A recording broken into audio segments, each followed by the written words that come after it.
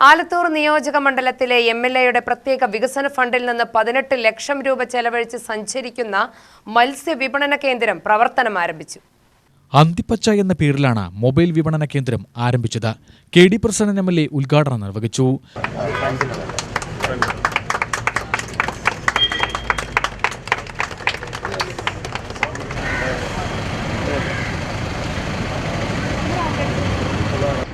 കടലോരമില്ലാത്ത ഒരു ജില്ലയാണ്.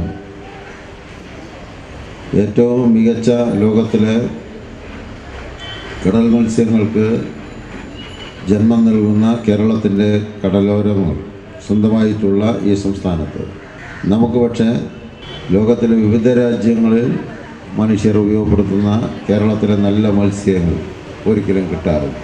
ഈ പാലക്കാട് ജില്ലയിലെ കിഴക്കൻ മേഖലയോട് ചേർന്ന് കിടക്കുന്ന ഒരു പ്രദേശമാണ് ആലത്തൂർ താലൂക്ക്. ഇവിടെ ഈ താലൂക്കിൻ്റെ പ്രധാനപ്പെട്ട ഭാഗങ്ങളിലെല്ലാം പ്രധാനമായും കടൽ മത്സ്യങ്ങൾ വരുന്നത് പലപ്പോഴും നമ്മൾ മനസ്സിലാക്കിയിട്ടില്ല. കേരളത്തിൽ നിന്നേ അല്ല, അത് ഗുജറാത്തിൽ നിന്ന് ഉൾപ്പെടെ കടൽ കയറി മാസങ്ങൾ പിന്നിട്ട ചീഞ്ഞളിഞ്ഞ മത്സ്യവും ഹൈദരാബാദിൽ നിന്നും വിശാഖപട്ടണത്തു നിന്നും എല്ലാം ഈ പൊള്ളാച്ചി വഴി കോയമ്പത്തൂരിൽ നിന്ന് വരുന്ന മത്സ്യമാണ്. കടൽ മത്സ്യം എന്ന നിലയ്ക്ക് നമ്മുടെ നാട്ടിൽ വ്യാപകമായി വിൽപ്പന നടത്തിക്കൊണ്ടിരിക്കും.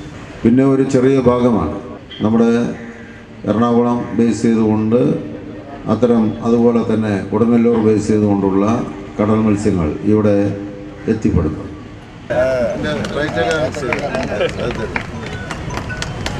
ആലത്തൂർ ഗ്രാമപഞ്ചായത്ത് പ്രസിഡന്റ് ഹരിദാസ് സുഭാഷ് അധ്യക്ഷത വഹിച്ചു. ഗ്രാമപഞ്ചായത്ത് vice president R Vinod, CB. Krishna, Najeeb, EV. Girish എന്നിവർ പ്രസംഗിച്ചു. മത്സ്യഫെഡ് ഭരണസമിതി അംഗം ഷീലാരാജ് കമൽ സ്വാഗതവും പി.ടി. ഗൗതമി നന്ദിയും പറഞ്ഞു.